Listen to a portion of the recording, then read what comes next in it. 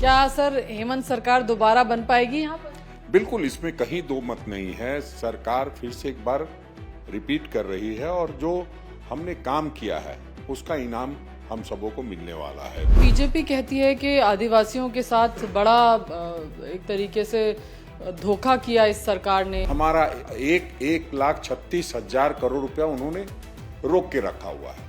हम जो देना चाहते हैं वो दे नहीं पाते हैं। आप तमाम जो जिस पर आरोप लगाते थे भ्रष्टाचार के 4-4 हजार करोड़ के घोटाले का आरोप लगाते थे, उस मधु कोड़ा को आपने अपनी पार्टी में शामिल कराया। आपने चंपई सोरेन को अपनी पार्टी में शामिल कराया। आप भ्रष्टाचार और वंशवाद पे बड़ी बड़ी बात करते थे। वंशवाद का नया नया नमूना पेश किया। किस तरह से नफरत फैलाया जा रहा है गृह मंत्री के द्वारा, वो किसी से छुपा नहीं है। किस तरह से घुसपैठियों की बात करते हैं और किस तरह से दामाद बताने का प्रयास करते हैं, तो बताना चाहिए ना कि मुख्तार अब्बास नकवी किसका दामाद है। राजेश ठाकुर जी हमारे साथ हैं, पूर्व अध्यक्ष हैं झारखंड में कांग्रेस पार्टी के, और कांग्रेस जेएमएम के साथ मिलकर के चुनाव लड़ रही है। वामदल, इंडिया अलायंस तमाम चुनावी मैदान में है। क्या सर हेमंत सरकार दोबारा बन पाएगी यहाँ पर? बिल्कुल, इसमें कहीं दो मत नहीं है। सरकार फिर से एक बार रिपीट कर रही है और जो हमने काम किया है उसका इनाम हम सबों को मिलने वाला है। जो भी लोग इधर उधर की बातें कुछ भी करें, कोई भी सर्वे हो, कोई भी नेता कुछ कहे, लेकिन सच्चाई ये है कि लोग एंडोर्स कर रहे हैं। हमने जो काम किया है, जो हमने माताओं बहनों को मैया सम्मान के माध्यम से सम्मान देने का काम किया, बुजुर्गों को सर्वजन पेंशन के नाम से, प्रत्येक लोगों को कोई न कोई, जो आदरणीय राहुल गांधी जी कहते हैं कि पिछले लोकसभा चुनाव के समय में एक हम लोग ने कहा था कि 72,000 रुपया साल में देने की बात कही थी।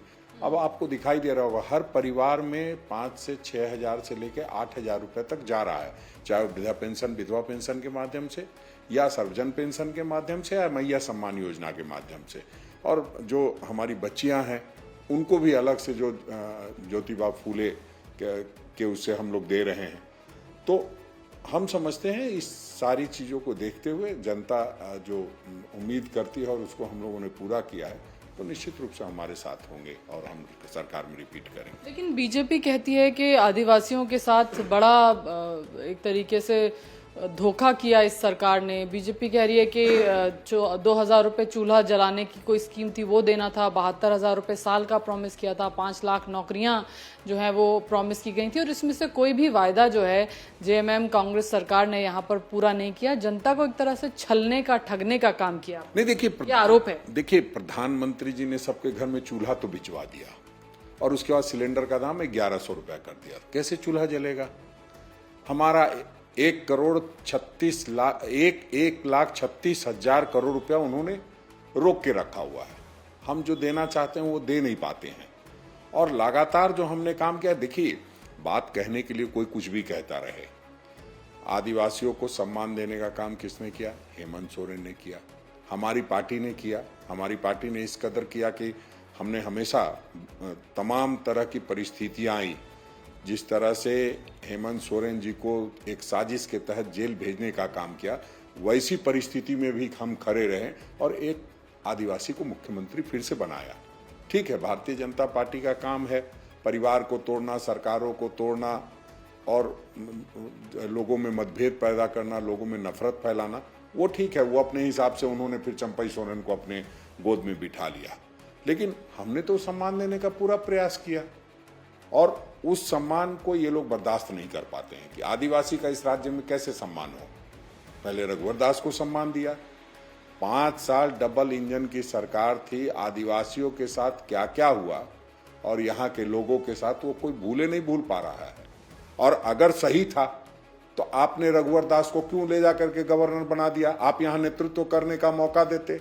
आप तमाम जो जिस पर आरोप लगाते थे भ्रष्टाचार के 4-4 हजार करोड़ के घोटाले का आरोप लगाते थे, उस मधु कोड़ा को आपने अपनी पार्टी में शामिल कराया।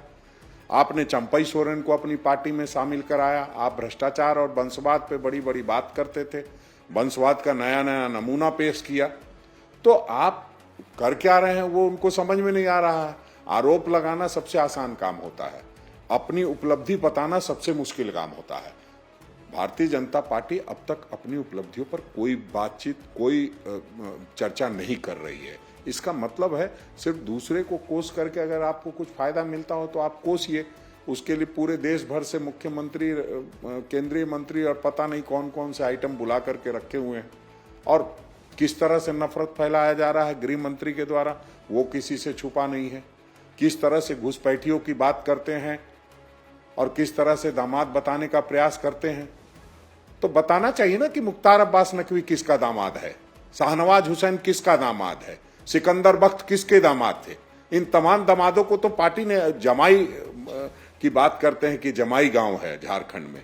ये जमाई गांव कहां पर है? भारतीय जनता पार्टी के गोद में। बीजेपी कहती है कि ये जो मुस्लिम है उनको मुस्लिम आबादी की नहीं, वो बांग्लादेशी घुसपैठियों की बात करते हैं। वो कहते हैं कि ये बांग्लादेशी घुसपैठिए हैं जिन्होंने जमाई टोले बना लिए हैं झारखंड में। संथाल जो आबादी है वो लगातार कम हो रही है। नहीं, अपने जेएमएम और कांग्रेस सरकार ये बात मानने को तैयार नहीं है कि घुसपैठ हो रही है और घुसपैठी अपनी पैठ बना रहे हैं। नहीं, देखिए, मानने के लिए तो हम तैयार हैं, इसलिए तो गृह मंत्री से इस्तीफा मांगते हैं कि घुसपैठ हुआ, सीमा सुरक्षा बल तुम्हारे अंडर में, बाकी सारी चीजें सीमा की सुरक्षा का जिम्मेदारी तुम्हारे पास है, और फिर आप जिम्मेदारी हम पे डालते हो। आप इस्तीफा दो ना। मैं तो कह रहा हूं कि घुसपैठ हो रही है, आप इस्तीफा दे दो।